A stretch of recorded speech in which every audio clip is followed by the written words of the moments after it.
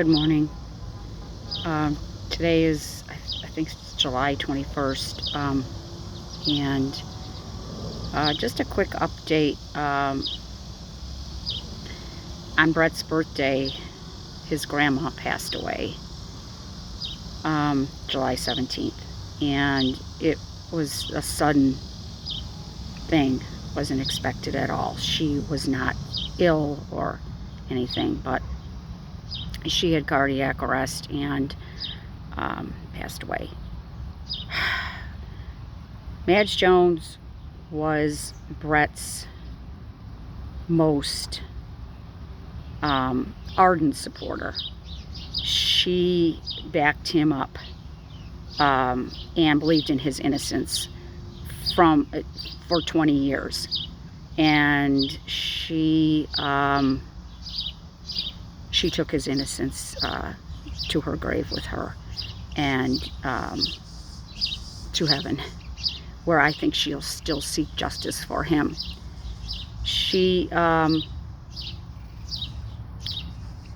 knows what happened that day, and she fully supported Brett and gave sworn affidavits and testified at his post-conviction hearing that her husband was mentally ill and had post-traumatic stress disorder, and attacked her grandson while she was at work. And the Mississippi Supreme Court overturned Brett's conviction in 2008 based off of that new evidence, which were sworn affidavits from Madge Jones, his grandmother, and his father, Tony Jones, who Tony's Burtis's son and Madge's Burtis's wife for 40 years. So they certainly knew the man. And but when we took the court order to Judge Gardner, he blocked it. So in effect, Madge Jones was never heard by her testimony that corroborated Brett's story, backed up his story, was never heard by a jury because Judge Gardner blocked it. And we were never able to get around his corruption. Even all the way through the federal courts, the judge we got in the district, in the northern district of Mississippi, was friends with Judge Gardner. We never had a magistrate judge. It was like they just buried our petition that Brett did by himself. I helped him, but he did most of it, and it was a very good petition. And we don't even feel like they read it. So anyway, just as a kind of a it's so frustrating that she has, Madge never lived to see Brett get justice or get out of prison. And his grandmother was very much a part of his life as a child. She was the stable part of his life because his family life was chaotic and abusive. And his grandmother was the stable person in his life. And when this happened, when Brett was in 8th grade, just a child, attacked by a grown man, a mentally ill man in a rage, Madge knew that. And she was at work, but she was afraid to go to work that day because she knew something was going to happen. So anyway, the rabid prosecutors went after Brett with a vengeance, an 8th grade child. No one did an investigation. I did the first investigation. I got the new evidence, and we presented it to the Supreme Court, and they ruled in Brett's favor. They granted him relief. And Judge Gardner just said, he's never heard of that. Never heard of that happening. He doesn't believe it. He's not going to accept it. So a lower court judge, way lower than the Supreme Court in Mississippi.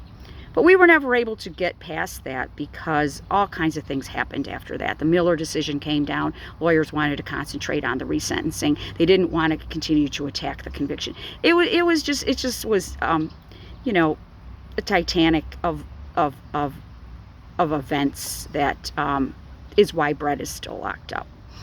And so I just wanted to update people on that, because it was heartbreaking, and um, uh, Brett is having a very hard time with this, and he can't go to the funeral. He would have to pay $1,000 to go to the funeral of his grandmother. And so, but all in all, he has been in touch with her almost every day. He calls her. They talk about the Bible, and just she's a deeply Christian woman, who Judge Gardner said was a liar and not credible. It's just, you can't even. She is the most straight-laced Christian woman, wouldn't tell a lie, I mean, you'd ever meet. But what Brett likes to talk, they like to talk about, the Bible, and he called her almost every day. And the other grandchildren who now are going to carry her casket don't contact her ever. They have no part of her life. They are drunks, and just a disappointment. And so I think it's really sad that the one grandson who's doing life without parole since he was in 8th grade is the one that used to call her all the time. And it's just so sad what has happened. But she was 82 years old, and I've known that woman for 20 years. I cold called her and did the only investigation ever done in this case. And the information that Madge Jones gave me was jaw-dropping. And to imagine that was not in his trial is even more jaw-dropping. This was corroborating evidence by 2 witnesses, Brett's dad and Brett's grandmother. And she was married to the deceased for 40 years. So she certainly knew this man. And so it's just heartbreaking that she never saw justice, and was his biggest supporter for so many years. And I knew her too, and I cold called her and was astounded at what kind of trial Brett had. It just was, as Madge said, what trial? So it's we're going to continue down the road, and just keep going. And yeah, Brett's pretty heartbroken. I had to call up there and talk to some psychologists and therapists to help him out dealing with this. So yeah, his grandmother was a big part of his life, a stable part of his life. And most of the stories he's ever told me about have been at his grandmother's house. And he loved his grandfather too. Absolutely loved his grandfather. Would have never, ever done what he was accused of doing, ever. Just no way. I have known this story now for 20 years. I've seen every document. I know the family. I know Brett. I know everything about this, and he would have never done that. Not in a million years planned something like that. But, they got away with it. The prosecutors got away with it. And, when you railroad a child who is in 8th grade, has an 8th grade education, it's not hard to do. It's pretty easy when you haul some kid into the police station at midnight and interrogate this child, and get things on record that without a lawyer present, anyone can do that. And they certainly did it, and they got away with it. And, it angers me just to this day so much. And anyway, there's no point even getting into that anymore. It's just a matter of plowing through and continuing down the road.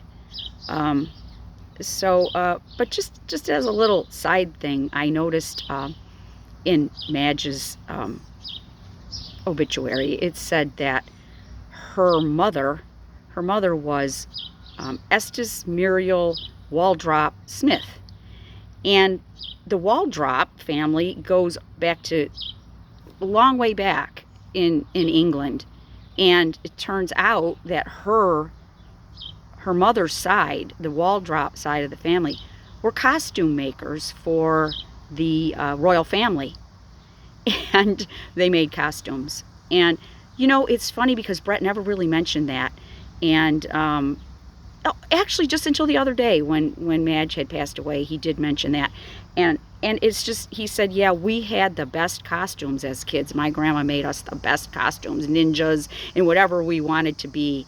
And then it was just such a great story that Madge was also a seamstress, and did what the family, you know, the family, what would you call it, like their trade, stock and trade, their trade, and were so good at it, they made costumes for the royal family, the Waldrop.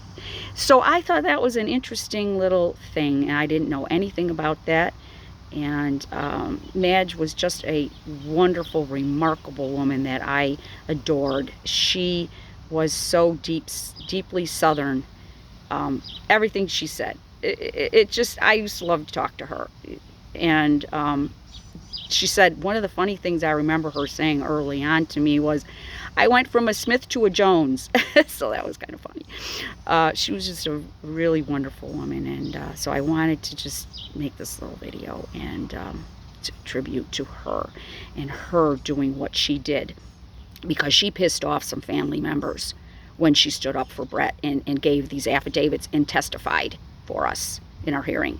She pissed off some people in the family, on the Jones side of the family. So she had the guts to do it, and she believed in Brett till the day that she went, you know, passed away. So rest in peace, Madge Jones. LaWanda, her name was LaWanda.